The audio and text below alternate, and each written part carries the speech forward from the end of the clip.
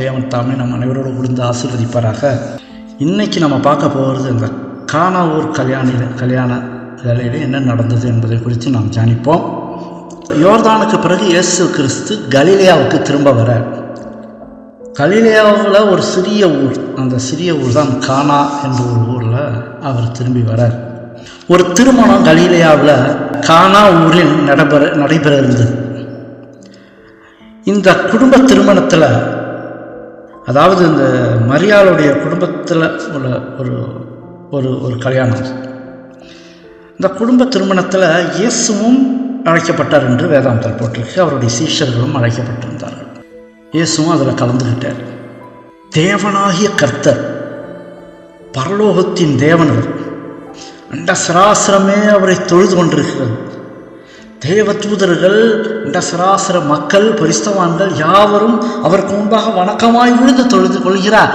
அந்த இயேசு கிறிஸ்து முதல் திருமணத்திலே சிருஷ்டிகராக முதல் திருமணம் ஏற்படுத்தி வைத்தார் ஆதாம் ஏவாள் அவர்கள் திருமணத்தில். அதற்கு பிறகு வேதாந்தத்தில் அந்த சிருஷ்டிகரே கானா ஒரு கல்யாணத்தில் போய் கலந்துக்கிட்டார்.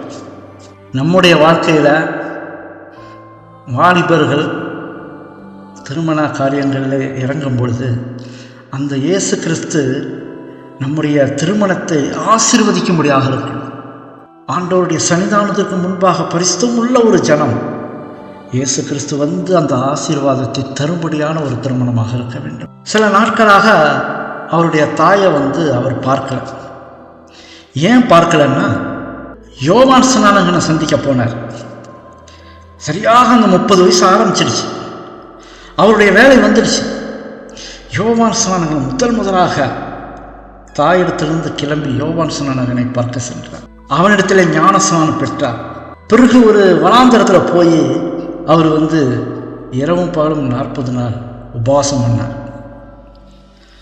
அப்போ அந்த இடைவெளி அவருடைய தாயை அவர் பார்க்க முடியாமல் போனது. அவர் கூட இருந்த சீஷன் யோவான், இந்த யோவான் யோவான் ஸ்நானகனோட கூட இருந்த சீஷன் அவன். இதோ இவரே தேவ ஆட்டுக்குட்டி என்று யோவான் ஸ்நானகன் இயேசு கிறிஸ்துவை சுட்டி காட்டின பிறகு இந்த யோவான் சீஷன் என்ன செஞ்சிட்டான், இயேசுவோட போய் சேர்ந்துக்கிட்டேன். அவர் தான் போய் சீமோன் பேதுருவையும் அழைச்சி கொண்டு இயேசு விடத்தில் விட்டது தான் அவர் தான். ஞானஸ்நானம் எடுத்துட்ட பிறகு வனாந்தரத்துக்கு அவர் உபவாசம் பண்ண போகும்போது என்னென்ன இயேசு கிறிஸ்துவை காணவில்லையே, அவருடைய சீஷனாக அவரோடு கூட இருந்துமே அவரை காணலையே, எங்கே போயிட்டார் சொல்லிட்டு அவரை தேடி அவன் சென்றான்.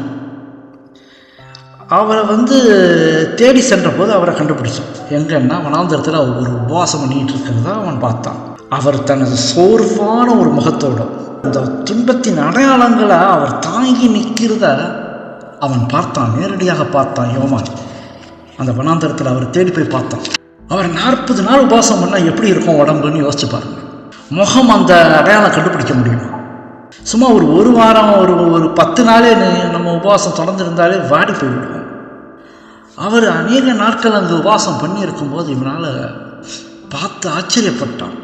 இயேசு கிறிஸ்து மென்மையான ஒரு அமைதியான ஒரு குரலோடு அவனிடத்தில் ஒரு உறுதியான ஒரு கட்டளையோடு அவரது சமூகத்தை விட்டு போய்விடும்படியாக அவர் கேட்டுக்கொண்டார். இங்கே இருக்காத, நீ போயிடு. அந்த வனாந்தரத்தில் உள்ள சோதனையில் அவர் பட்ட துன்பங்களை பார்த்த ஒரே சீஷன் யோவான். யோவான் ஸ்நானகன் அல்ல, யோவான். அவன் தான் கடைசி வரைக்கும் உயிரோடு இருந்தான். சீஷர்கள்லாம் மரித்து போயிட்டாங்க. அவனை தான் கடைசி வரைக்கும் அவனுக்கு வேண்டிய வெளிப்படுத்தின விசேஷத்தெல்லாம் காட்டினார். அப்போ இங்கே அவருடைய சமூகத்தை விட்டு நீ கூட இருக்காத, நீ போயிடு அப்படின்னு. ஏனென்றால் அடுத்து நடக்க போகிற சம்பவம் சாத்தானின் தாக்குதல் இயேசு கிறிஸ்துவுக்கு. அந்த 40 நாள் உபவாசம் பண்ண பிறகுதான் சாத்தான் வரான். கல்லுகளை அப்பங்களாக்கும்படி செய்யும் அப்படி என்று அவரை சோதிக்கும். அந்த சோதனையான நேரம் அடுத்த கட்டம் வருது. அதற்கப்புறம் தேவதூதர்கள் அவருக்கு பணிவிட செய்கிறாங்க. இதெல்லாம் அடுத்த கட்டம். நீங்கள் இருக்காது, போயிடு, நான் தனிமையில் இதெல்லாம் அனுபவிக்க வேண்டும், என்னோட கூட இருக்கக்கூடாது, நீ போயிடு அப்படின்னு சொல்லிட்டு ஒரு அமைதியான ஒரு உறுதியான கட்டளையோடு அவனுக்கு கட்டளையிட்டார். அவர் தனிமையாக இருக்க விரும்பினார். சோதனைகளை சகிக்க வேண்டும் என்றால் இதை பாருங்கள், யோசிச்சு பாருங்கள். கெத்செமனே தோட்டத்தில் அவர் சீஷர்கள் எல்லாம் அழைத்து கொண்டு போனார். ஆனால் அவர் பாடுகள் படும் பொழுது அந்த அந்த வேர்வை இரத்த வேர்வையாக சிந்தும் பொழுது எந்த சீஷன் கூட இருந்தார். பாடுகளை அவர்தான் அனுபவிக்க வேண்டும், எந்த தடங்களும் இருக்கக்கூடாது என்று அவர் விரும்பினார்.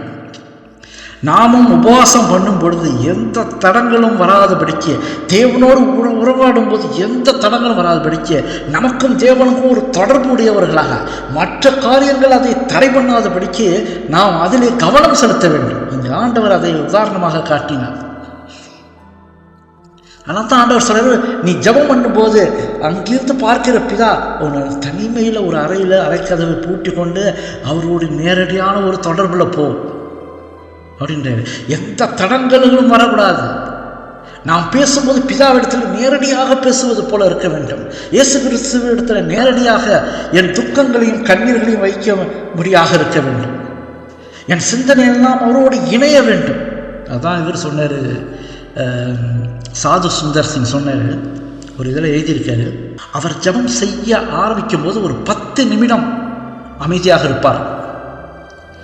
அந்த 10-5 நிமிடம் அமைதியாக எதற்கு இருக்கிறார்னா, மற்ற சிந்தனைகள் எதுவுமே உள்ள வராமல் ஆண்டவரை நினைத்து கொண்டு அவரோடு இணையதற்காக அப்படியே ஒரு 10-5 நிமிடம் அப்படியே மௌனமாக இருப்பார். அந்த மைண்டெல்லாம் க்ளீன் ஆகணும்னு அதுக்கப்புறம் ஜெபம் செய்ய ஆரம்பிப்பார்.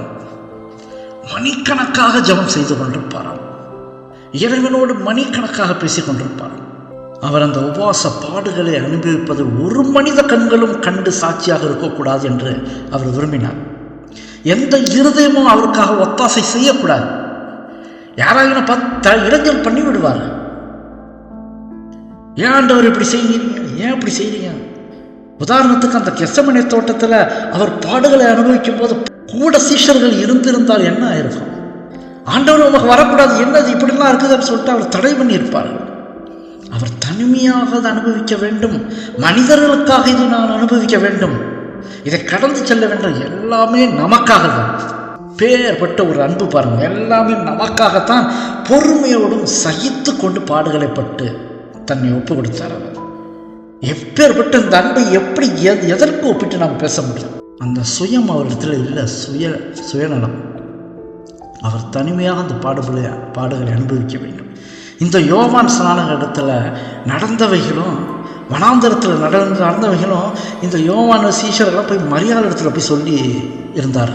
இவர் ஞானஸ்நானம் எடுக்கும் பொழுது பரலோகத்திலிருந்து கேட்ட சத்தம், பரிஸ்தாவியானவர் அந்த புறாவின் வடிவமாக வந்து இறங்கின காரியம், அவர் வனாந்தரத்தில் போய் அந்த பாடுகளை பட்டது, இதெல்லாம் போய் மரியாதை இடத்துல போய் சொன்னாங்க. 30 வருடமாக இயேசு தேவகுமாரன் தான் என்று மரியாள் நம்பி இருக்கிறாங்க, சாட்சியாக நின்னாங்க. அந்த வருடங்களில் தான் வந்து அந்த 30 வருஷத்துக்குள்ளே தான் யோசேப்பு மரித்து விட்டார். இயேசு மேசியாதான்னு சொல்லிட்டு கடைசி வரைக்கும் அந்த மரியாள் நம்பிக்கிட்டே இருந்தான். அந்த விசுவாசத்தை விட்டு விலகலாம். அந்த இயேசு கிறிஸ்து எப்போதும் அந்த பெற்றோர்களுக்கு அவ்வளவு மரியாதை கொடுப்பார். அவர் கரங்கள் எப்பொழுதும் பெற்றோருக்கு உதவி செய்கிற கரங்களாகவே இருக்கணும். இந்த காலத்தில் உள்ள பிள்ளைகள் இதை கற்றுக்கொள்ள வேண்டும்.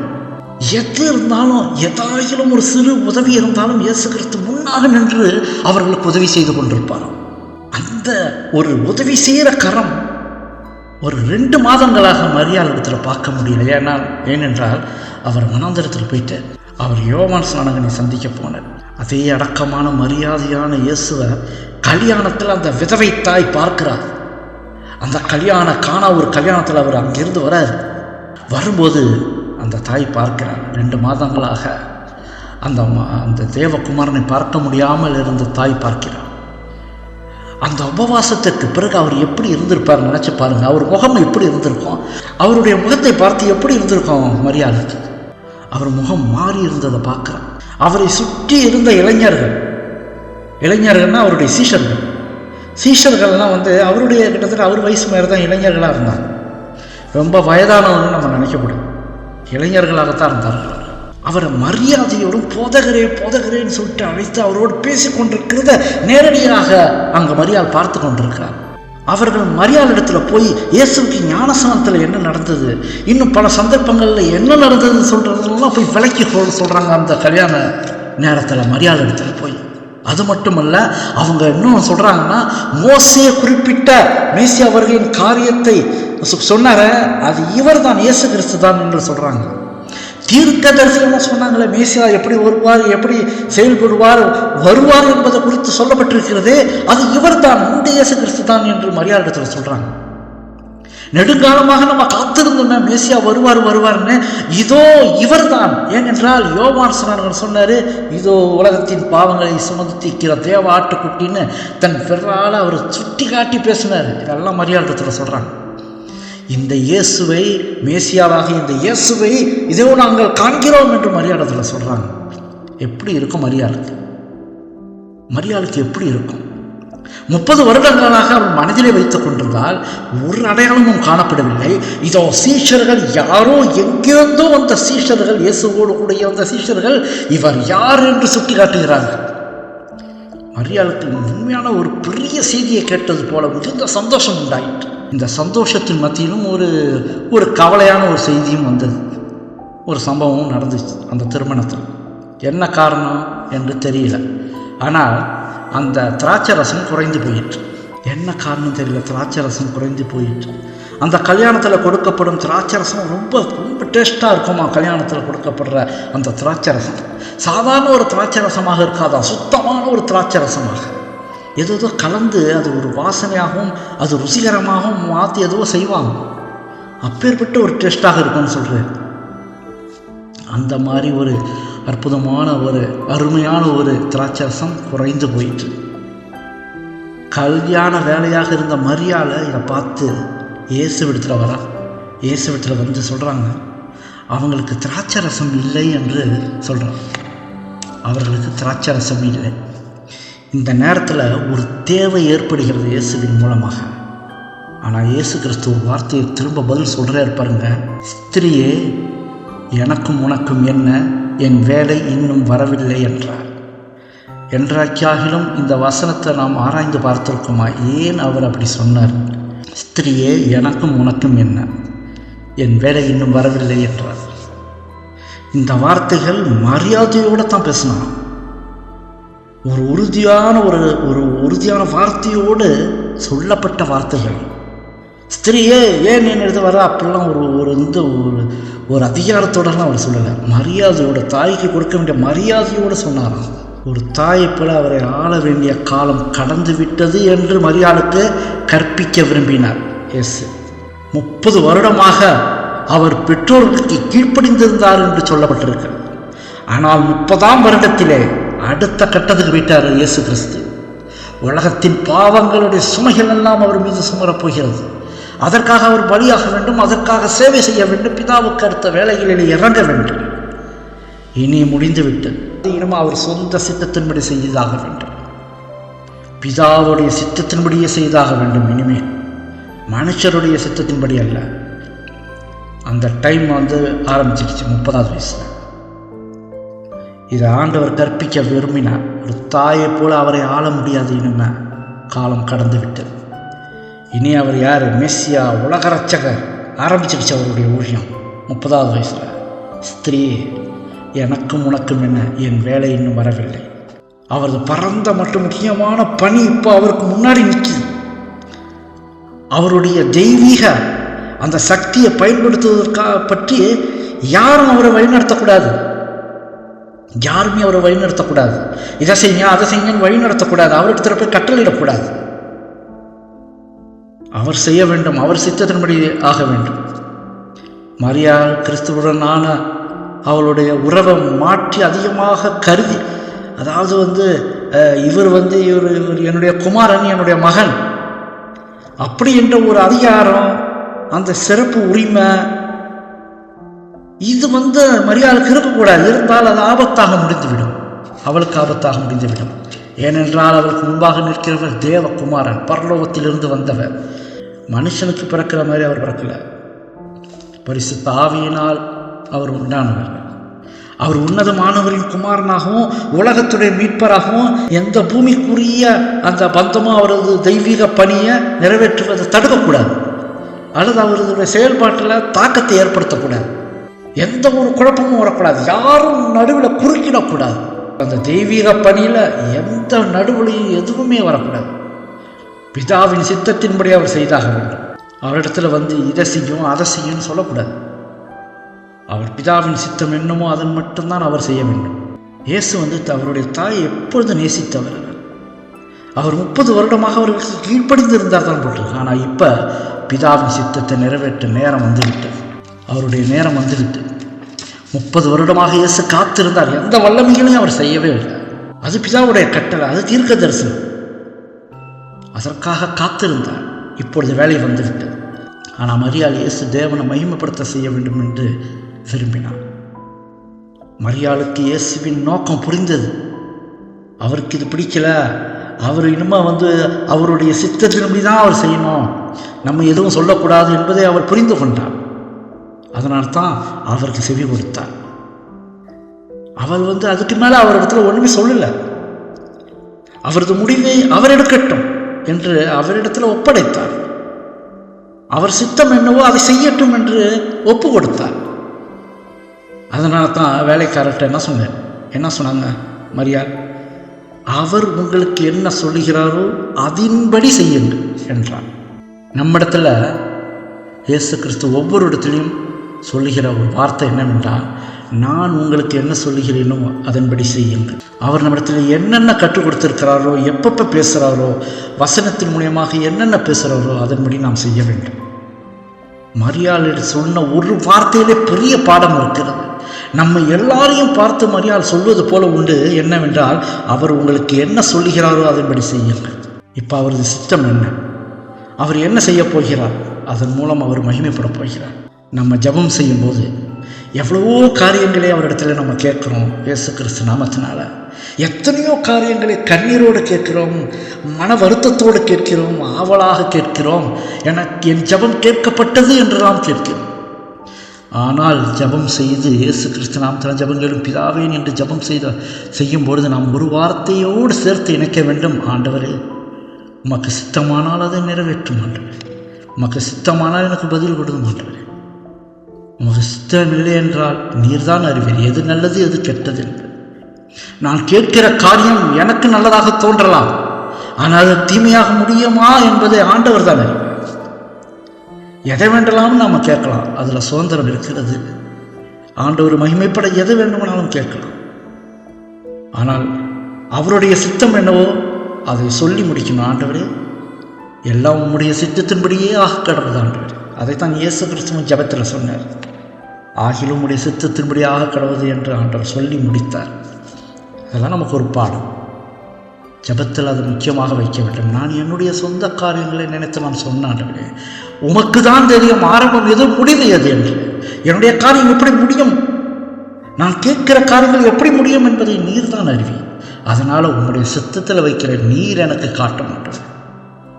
உம்முடைய சித்தத்தின்படியே ஆக கடவுது ஆண்டவரே என்று நாம் ஜெபத்தில் வைக்க வேண்டும். அவர் உங்களுக்கு என்ன சொல்கிறாரோ அதன்படி செய்யுங்கள் என்றார். இது ஒரு முக்கியமான ஒரு பாடம். அவர் உங்களுக்கு என்ன சொல்கிறாரோ அதன்படி செய்யுங்கள். அங்கே 6 கற்சாடிகள் இருந்துச்சு. அதில் இயேசு தண்ணீர் நிரப்ப சொன்னார். இங்கே ஆண்டவர் அந்த 6 கற்சாடிகளிலே தண்ணீர் நிரப்ப சொல்கிறார். ஆனாலும் உடனே அந்த வேலைக்காரர்கள் அவருக்கு கீழ்ப்படிந்தாங்க. ஏனென்றால் மரியாள் சொல்லிட்டார், அவர் என்ன சொல்கிறாரோ அதன்படி செய்யும். அப்புறம் மொண்டு கொடுத்தார்கள். அது திராட்சை ரசமாக மாறியது. இந்த திராட்சை ரசம் எப்படி இருந்தது என்பதுக்கு நமக்கு பதில் தெரியுமா? அந்த திராட்சை ரசம் எப்படி இருந்தது? அதில் வசனம் இருக்குது, நீரோ நல்ல ரசத்தை இதுவரைக்கும் வைத்திருந்தீரே என்றான் பந்தி விசாரிப்புக்காரன். பந்தி விசாரிப்புக்காரன் அந்த திராட்சை ரசத்தை ருசி பார்த்துருக்கான். அவன் சொன்ன வார்த்தை, நீரோ நல்ல ரசத்தை இதுவரைக்கும் வைத்திருந்தீரே. அப்போ முன்னாடி கொடுத்த திராட்சை ரசத்தை விட இது மேலானதுன்னு அவன் சொல்லலாம். இயேசுவினால் கொடுக்கப்பட்ட திராட்சை ரசம் மிக மேலானது. அது எப்படிப்பட்டதாக இருந்திருக்கோன்னு யோசிச்சு பாருங்க. இதில் பாடம் இருக்கிறது. நல்ல சரியாகத்தான் இருக்கிறோம், நான் செய்வதெல்லாம் சரியாகத்தான் இருக்குது, நான் நினைப்பதெல்லாம் மேன்மையானது, நான் செய்வது எனக்கு நிம்மதியாக அளிக்குது, என்னை பார்த்து எல்லோரும் பெருமையாக நினைக்கிறாங்க, புகழுறாங்க, நான் சரியான ஒரு காரியத்தில் தான் இருக்கிறேன் அப்படின்னு சொல்லிட்டு நாம் நினைத்தோம் என்றால் இந்த திராட்சை ரசம் போல திடீரென்று குறைவுபட்டால் யாரிடம் போவது? ஏதாகிலும் பிரச்சனைகள் திடீரென்று ஏதாகிலும் வந்தால் நான் யாரிடத்திலே போவது? உலகத்திலே உலகத்தோடு சாய்ந்து கொண்டிருந்தால், உலக மயக்கத்திலே இருந்தால் வெளிப்புற காரியங்கள் ஒன்றும் தெரியாது. அதே போல் இங்கு திராட்சை ரசம் தீர்ந்து விட்டது, என்ன செய்வது? எல்லாரும் என்ன சொல்வார்கள்? எல்லாரும் என்ன நினைப்பார்கள்? நம் கண்களுக்கு எல்லாமே இந்த உலகத்தில் சந்தோஷத்தை கொடுத்து கொண்டிருக்கிறது. இந்த காலத்தில் செய்கிற காரியங்கள் அத்தனையிலும் சாத்தான் வஞ்சகத்தை வச்சுட்டான். காலம் கடைசியாக இருப்பதனால எல்லாவற்றிலும் மனிதன் விழுந்து போக வேண்டும் என்று பெரிய கண்ணியை வைத்து விட்டான். எங்கே பார்த்தால் அதை குறித்து நாம் யோசித்து பார்க்காமல் அந்த வழியிலே அவன் திறந்த வாசலை வைத்திருக்கிறான். அந்த வழியிலே சென்று சென்று அவன் வஞ்சகத்திலே விழுந்து விழுந்து வருகிற காலம் எப்படி இருக்கும், அவன் நியாயத்தீர்ப்பு எப்படி இருக்கும் என்பதை நினைத்து கூட பார்க்காமல் நான் நன்றாய் இருக்கிறேன், எனக்கு என்ன குறைவுண்டு அப்படி என்று இந்த உலகத்தில் நடந்து கொண்டிருக்கிறது. 1 தெசலோனிக்கேயர் 5ஆம் அதிகாரம் 3ஆம் வசனத்தில் 1 தெசலோனிக்கேயர் 5ஆம் அதிகாரம் 3ஆம் வசனத்தில் சமாதானமும் சௌக்கியமும் உண்டு என்று அவர்கள் சொல்லும்போது, கர்ப்பவதியானவர்களுக்கு வேதனை வருகிறது போல அழிவு சடுதியாய் அவர்கள் மேல் வரும், அவர்கள் தப்பி போவதில்லை என்று சொல்லப்படுகிறது. நம்ம நல்லா இருக்கோம், எனக்கு சமாதானமாக இருக்குது, எனக்கு சௌக்கியம் இருக்குது எப்படி சொல்லிட்டு கடவுளை நினைக்காமல் வேறு வழிகளிலே அப்படியே போய் கொண்டிருக்கும் பொழுது கர்ப்பவதியானவளுக்கு வேதனை வருகிறது போல, அந்த பிரசவம் எப்போ நடக்கும், அந்த கர்ப்ப வேதனை எப்போ வரும்னு யாருக்குமே தெரியாது, திடீரென்று வரும். அதுபோல அவர்கள் மேல் அழிவு சடுதியாய் வரும் என்று சொல்லப்படுகிறது. அப்போ எந்த அளவுக்கு ஆண்டவரோடு நெருங்கி, எந்த அளவுக்கு சாத்தானின் வஞ்சனையில் விழாதபடிக்கு நம்மை பார்த்து கொண்டு தேவனோடு உறவாடி கொண்டு பாதுகாப்பில் இருக்க வேண்டும் என்பதை நாம் அறிந்து கொள்ள வேண்டும். தேவனோடு உறவாடி பாதுகாப்பில் இருப்பது என்றால் என்ன? இரவும் பகலும் வேதத்தை தியானிக்கிற மனுஷன் பாக்கியவான். தானியேல் எடுத்துக்கிட்டிங்கன்னா 3 வேளை ஆண்டவருக்கு முன்பாக ஜெபம் செய்த மனிதன், காலை மதியம் இரவு. இந்த மாதிரி நேரங்களில் ஆண்டவரை குறித்து தியானித்து கொண்டிருக்கும் போது நாம் அவர் நம்மிடத்தில் பேசுவதை உணர்ந்து கொண்டிருப்போம். அதே போல் நாமும் ஜெபம் பண்ணும்போது நாம் அவரிடத்திலே பேசுவோம். மனிதர்களுக்கு எல்லாவற்றிலும் ஒரு தடை வரும். அப்படி வரும்போது இயேசு பக்கத்தில் தான் இருக்கார் என்பதை நாம் உணர்வதில்லை. அவர் நம்மை விடுவிப்பார் என்பதை அவர்களுக்கு நம்புவதும் இல்லை. அவர் என்ன சொல்கிறாரோ அதன்படி செய்யுங்கள் என்ற சத்தத்தை நாம் எப்பொழுதும் கேட்க வேண்டும். அந்த வேலைக்காரர்களைப் போல நாம் நடந்து கொள்ள வேண்டும். ஒரே ஒரு வார்த்தை, அவர் என்ன சொல்கிறாரோ அதன்படி செய்யுங்கள். வேலைக்காரர் அவர்கள் சொன்னதை கேட்டார்கள். நாம் தேவனுடைய வேலைக்காரர்களாக இருக்கிறோம், ஊழியக்காரர்களாக இருக்கிறோம். அவர் என்ன சொல்கிறாரோ அதன்படி கேட்க வேண்டும். அவர் அந்த அற்புதத்தை செய்தது அந்த வேலைக்காரர்கள் மட்டும்தான் பார்த்தார்கள். அங்கு மற்ற சுற்றி இருந்தவர்கள் யாருக்குமே தெரியாது என்ன நடந்தது என்பது. அவர் மட்டுமே நமக்கு பெரும் சந்தோஷத்தை அளிக்க முடியும். கர்த்தருக்குள் மனமகிழ்ச்சியாக இருப்பது அதை ருசித்து பார்த்தவர்களுக்கு தான் தெரியும். ஆண்டவரோடு நெருங்கி ஜீவிக்கிற பிள்ளைகளுக்கு தான் தெரியும். நம்மிடத்தில் உள்ள சமாதானத்தை விட அவர் கொடுக்கும் சமாதானம் பெரியது. நம்ம இந்த உலகத்தில் எத்தனை சமாதானத்தை சந்தோஷத்துக்குள்ளாக இருந்தாலும் அது எப்பொழுது என்ன நடக்கும் என்பது நமக்கே தெரியாது. அது ஒரே நாளிலே நம்மளை கவலைக்குள்ளாக ஆக்கிவிடலாம். துக்கமான முகத்தோடு கூட நாம் காட்சி அளிக்கலாம். ஆனால் அவர் கொடுக்கும் சமாதானம் நம்ம முகத்தில் தெரியும். அவருடைய சந்தோஷம் நம் முகத்தில் தெரியும். அப்பேற்பட்ட சமாதானத்தை அவர் கொடுக்கிறார். அப்போ சொல்லுவோம், நீரோ நல்ல ரசத்தை இதுவரைக்கும் வைத்திருந்தீரே. அந்த தண்ணீர் அவர் மரணத்திற்குள்ளான ஒரு ஞானஸ்நானத்தை குறிக்கிறது. அது கூட பாருங்க, டைரக்டா ஆண்டவர் ரசம் உண்டாக கிடவுது என்றால் அந்த வெறும் கற்சாடிகளுக்குள்ள ரசம் வந்துவிடும். அவர் சொல்லாக கட்டளையிட நிற்கும். வெறுமனே என்ற இந்த பூமியில இவ்வளவு காரியம் எப்படி வந்துச்சு? ஒரே வார்த்தையில தோன்றினது, ஒன்றும் செய்யல. ஆனால் ஆண்டவர் அங்க தண்ணீரை நிரப்ப சொன்னார். தண்ணீர் மரணத்திற்குள்ளான ஞான ஸ்நானத்தை குறிக்கிறது. அது திராட்சரசமாக மாறியது. ரசம் பாவத்தை சுத்திகரிக்க கொடுக்கப்பட்டது. இந்த ரெண்டும் நம்மை பரலோகத்திற்கு வழி நடத்துகிறது. அந்த அடையாளம் கொடுக்கப்படுகிறது அந்த இடத்துல, தண்ணீரும் ரசமும். இந்த ஞானஸ்நானம் எடுத்த பிறகுதான் நாம் இந்த ராபோஜனத்துக்கு செல்கிறோம். ஒரு தடவை ஞானஸ்நானம் எடுத்து விட்டால் இன்னொரு தடவை ஞானஸ்நானம் எடுக்க தேவையில்லை. ஒரு தடவை தண்ணீரை மூழ்கணும், இன்னொரு தடவை மூழ்க தேவையில்லை. அவன் திருவிருந்து ஆராதனையில் கலந்தாலே போதும். அவன் திரும்ப பாவம் செய்து விழுந்தான அவன் அந்த திருவிருந்து ஆராதனையில் கலந்தால் அவன் பாவங்கள் மன்னிக்கப்படுகிறது. இந்த அதிசயத்தை குறித்து பந்தி விசாரிப்புக்காரனுக்கு சொல்லப்பட்டுச்சு. இங்கே ஆண்டவர் அங்கே தண்ணீரை ரசமாக்கிட்டாரு. இங்கே ஒரு பெரிய அதிசயம் நடந்தது. இது எப்படி வந்துச்சுன்னு அவன் கேட்டிருப்பான். அந்த காரியம் சொல்லப்பட்டு எப்படின்னா, கலிலேயன், ஒரு வாலிபனான ஒரு கலிலேயன் என்ன செய்தார், இந்த அற்புதத்தை செய்துட்டு போனார். அப்போ இதை குறித்து ஆச்சரியப்பட்டார்கள் அந்த பந்தி விசாரிப்புக்காரர். இயேசுவை தேடுறாங்க, எங்கே அவருன்ட்டு. அவருக்கு மரியாதை செலுத்துறதுக்கு அவர் யார், எப்படி இது செய்தார் என்பதை அறிந்து கொள்ள இயேசுவை தேடினாங்க. ஆனால் அவரை தேடி அவரை காணவில்லை. அவர் அற்புதம் செய்தார், ஆனால் தாழ்மையோடு அவங்கள விட்டு விலகி போயிட்டார். இந்த உலகத்தில் மனிதர்கள் ஏதாச்சும் இந்த மாதிரி செய்திருந்தால் நம்மளாம் ஒரே பெரிய தம்பட்டா அடித்து சொல்லிடுவோம். நான் தான் செஞ்சேன், நான் தான் பாருங்க, வாங்க நான் தான் செஞ்சேன் அப்படின்னு. ஆனால் இயேசு மௌனமாக அங்கிருந்து விலகி போய்விட்டார், தாழ்மையோடு விலகி போய்விட்டார். எவ்வளவு பெரிய அதிசயத்தை செய்திருக்கிறார், இவ்வளோ பெரிய காரியம்.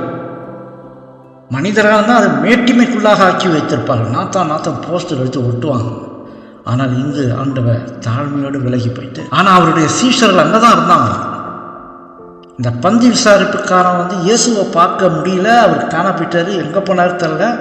அப்போ சீஷர்கள் அவரோட கூட தானே இருந்தாங்க, இவங்களுக்கு தெரியுமான்னு சொல்லிட்டு சீஷர்கள்ட்ட போகும்போது அந்த பந்தி விசாரிப்புக்காரன் அங்கே யோவான் நின்று கொண்டிருந்தான். யோவான் தாங்க ஆரம்பத்துலேருந்து இயேசு கிறிஸ்துவோடு இருக்கிறவங்க.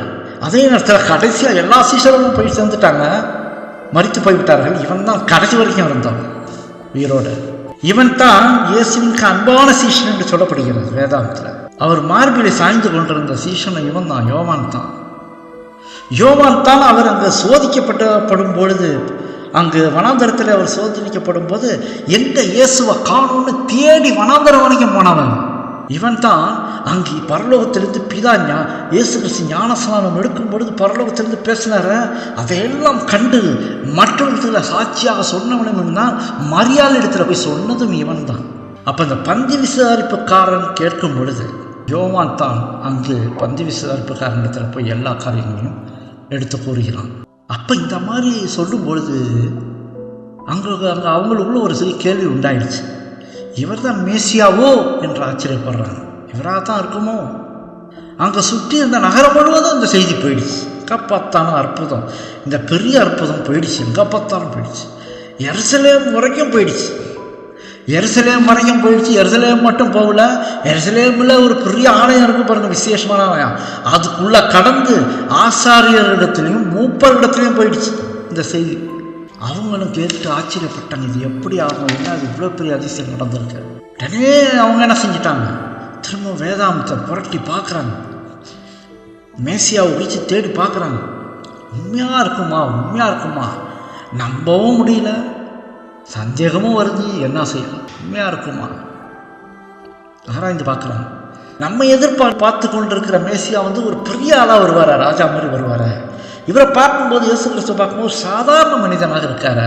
எப்படி இவரை மேசியான்னு நம்ம ஏற்றுக்க முடியும்? பார்க்க சாதாரணமாக இருக்காரு, காரியங்கள் பெரிய காரியங்களை செய்கிறாரு. ஒரே குழப்பம் அவங்களுக்குள்ள. இயேசு யூதர்களுக்கு மாத்திரம் மேசியாவாக வரவில்லை, உலகத்துக்கு இரட்சகராக வந்தார் என்பதை அவர்கள் அறிந்து கொள்ள முடியாமல் போய்விட்டது. அவங்க நினச்சிட்டாங்க யூதர்களுக்கு மாத்திரம் மேசியா வருவார். ஆனால் இங்கே வந்தவர் யார் தெரியுமா? அந்த மேசியா யார் தெரியுமா? உலக இரட்சகர். பிறகு இயேசு நாசரத்துக்கு போகிறார். அங்கே ஒரு ஆலயத்துக்கு போகிறார். அங்கே ஒரு மூப்பர் தீர்க்க தரிசனங்களை விளக்கி சொல்லி கொண்டிருந்தார். இவர் போகிறாரு, உள்ளே போய் உட்காந்துருக்காரு இயேசு கிறிஸ்து. அங்கே மூப்பர் இந்த தீர்க்க தரிசனங்கள் எல்லாம், மேசியாவை கொடுத்த தீர்க்க தரிசனங்கள் எல்லாம் விளக்கி கொடுத்துட்டு இருக்காரு. மேசியா ராஜா போல வருவார், இஸ்ரவேலை மீட்பார் அப்படின்லாம் போதித்து கொண்டிருக்காரு இந்த மூப்பர். இந்த பிரசங்கம் முடிஞ்சவொன்னே இயேசு எழுந்து நின்று ஏசாயா புத்தகத்தை கொண்டு வாங்க அப்படின்னு. அப்போ எல்லாருடைய கவனமும் அவர் பக்கம் திரும்புது. ஏசாயா புத்தகத்தை கொடுக்க சொல்றாரு. என்ன சொல்ல வர்றாருன்னு தெரியல அவரு. அதில் அவர் ஒரு வசனத்தை படித்தார். ஏசாயாவில் மேசியா குறித்ததான காரியத்தை வாசித்து காட்டின பிறகு அந்த சூழலை மூடி அங்கே உள்ள ஆளுங்கிட்ட கொடுத்துட்டு ஒரு வார்த்தை சொன்னார் பாருங்க, உங்கள் காதுகள் கேட்க இந்த வேத வாக்கியம் இன்றைய தினம் நிறைவேறிற்று என்றார். அந்த வசனத்தை காட்டி அங்கே நிற்கிறவரு யாரு? மேசியா அப்படின்னு காட்டுறார். யோசிச்சு பாருங்க, அவங்க எப்பேற்பட்ட கொடுத்து வச்சவர்களாக இருப்பாங்க, எவ்வளவு காலமாக காத்துக்கிட்டு இருந்தாங்க, மேசியா வருவார் வருவார் வருவார்னு. அந்த ஒரு ஆலயத்தில் அவர் வந்துட்டேன் அப்படின்னு காட்டுறாரு. யார் அவர்? மேசியா மட்டுமா? அங்கே நிற்கிறவர், ஆலயத்துக்குள்ளே நிற்கிறவர் யார்? மேசியா மட்டுமா? அண்ட சராசரத்திற்கே தேவன் அவர், அண்ட சராசரத்திற்கே தேவன். அப்பேற்பட்ட தேவன் நிற்கிற அந்த இடத்துல உங்கள் காதுகள் கேட்க இந்த வேத வாக்கியம் இன்றைய தினம் நிறைவேறிற்று. இந்த வார்த்தையை குறித்து அங்கிருந்தவங்க யோசித்தாங்க, எந்த உரிமையில இவர் தன்னை மேசியான்னு சொல்றாருன்னு கேட்குறாங்க. மேசியா ராஜாவாத்தனை வருவார், இவர் சாதாரண தச்சனுடைய மகனாச்சு, இவர் யாருன்னு நமக்கு தெரியாது, தன்னை போய் மேசியான்னு சொல்லிட்டு இருக்காரு. இப்படியா வருவார் மேசியா? எனக்கு இந்த காரியத்தை குறித்து பார்க்கும்போது ஆச்சரியமாக இருக்குது, அதிசயமாக இருக்குது. நம்ம காணாமல் விசுவாசிக்கிறோம். இன்றைக்கு இயேசுவோடு நம்ம பேசுகிறோம். அவர் வேதாந்தத்தின் மூலமாக நம்ம இடத்துல பேசுகிறார், ஆவியான மூலமாக பேசுகிறார். ஆனால் அன்றைக்கு அந்த மக்கள் இயேசுவை முகமுகமாக பார்த்தார்கள். அந்த தேவனை நேரடியாக அவரிடத்தில் பேசினாங்க. எவ்வளோ பெரிய பாக்கியம் பெற்றவர்கள் அவர்கள், எத்தனை பாக்கியம் பெற்றவர்கள் அவர்கள். அந்த தேவனையும் நேராக பார்த்து பேசுகிற பாக்கியம் எப்படிப்பட்ட பாக்கியம்! ஆனால் நம்பாமல் போயிட்டாங்க, அவரை ஏற்றுக்கொள்ளாமல் போயிட்டாங்க. இவர் தச்சனுடைய குமாரனாலவா? இவர் தாயின் தகப்பனையும் நம்ம அறிவோமே. இவர் பேர் இயேசு அல்லவா? இவர் மேசியார்ன்றாங்க. அவர்களுக்கு முன்பாகவே மேசியா அப்படி நிற்கிறாரு, புரிந்து கொள்ள முடியாமல் போயிடுச்சு. நமக்கு முன்னாடியும் அதே பரலோக தேவனான இயேசு கிறிஸ்து இன்னமும் நம்மோடு கூட தான் இருந்துகிட்ருக்கார். ஏனென்றால் அவர் பெயர் இம்மானுவேல், தேவன் நம்மோடு இருக்கிறார், கடைசி வரைக்கும் இருக்கிறார். அவர் அவரிடத்துல ஜெபம் செய்கிறோம், தொழுகிறோம். அவர் என்ன சொல்கிறாரோ அதை நம்ம கேட்கணும். கேட்டால் அந்த தண்ணீர் ரசமாக மாறினது போல நம்ம வாழ்க்கையும் நித்திய ஜீவனுக்குள்ளாக கடந்து செல்லும். அது அவருடைய வாக்குத்தத்தம். அவர் சொல்வதை நாம் கேட்க வேண்டும். சாத்தான் சத்தியத்தில் நிற்பவர்களை கூட வஞ்சிக்க ஆரம்பிச்சிட்டான், பயங்கரமாக வஞ்சிக்கிறான். நமக்கு காட்டப்பட்ட ஒரு வெளிச்சமான ஒரு வாசல் வழியாக போய்கொண்டே இருக்கணும். நீ இடது பக்கமோ வலது பக்கமோ பார்க்காத, நேராக நான் அங்கே நின்று கொண்டிருக்கிறேனே, என்னை பார்த்து மட்டும் நீ நடந்து வா, நேராக என் வாசல் வழியாக நீ பரலோகத்துக்கு சென்று வா. இதுதான் தேவன் சொல்கிற நமக்கு ஒரு பாடமாக இருக்கிறது. தேவன் தாமே நம் அனைவரோடு குழுந்து ஆசீர்வதிப்பாராக. ஆமென்.